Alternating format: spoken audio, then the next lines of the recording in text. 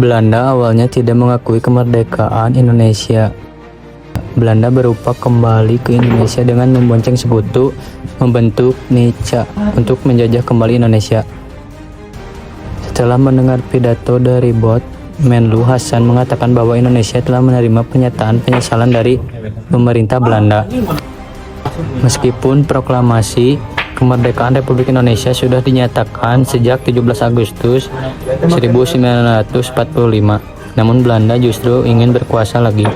Tanggal 27 Desember 1949, pukul 10:17 pagi waktu setempat, Ratu Juliana selaku penguasa kerajaan Belanda menyerahkan akta pengakuan kedaulatan terhadap Indonesia. Momen ini terjadi dalam sebuah upacara di Istana Dam Amsterdam.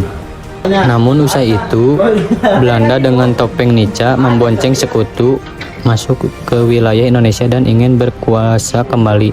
Rangkaian perundingan maupun kontak senjata pun terjadi sebelum akhirnya mencapai kata sepakat.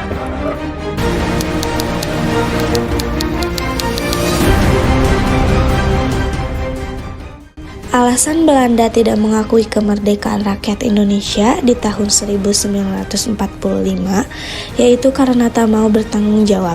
Jika Amsterdam mengakui kemerdekaan Indonesia di tahun tersebut, artinya mereka mengakui telah menyerang negara yang berdaulat setelah Perang Dunia II dengan tujuan menjajah kembali.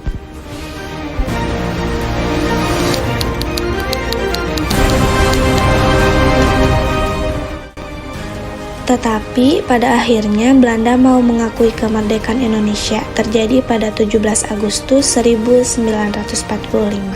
Pengakuan Belanda akan kemerdekaan Indonesia dilakukan Menteri Luar Negeri Belanda melalui pidato resminya di Gedung Deplu. Bot secara terang-terangan mengatakan bahwa Belanda telah mengakui kemerdekaan Indonesia secara resmi. Kala itu, agresi militer Belanda telah banyak menewaskan rakyat Indonesia dalam jumlah yang sangat besar, lebih dari 300 orang. Usai agresi militer Belanda II yang dilancarkan pada akhir 1948, titik terang perundingan Indonesia dan Belanda mulai terlihat.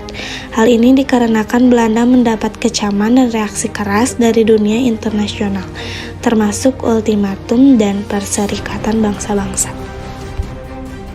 PBB meminta kepada Belanda dan Indonesia untuk segera menghentikan konflik.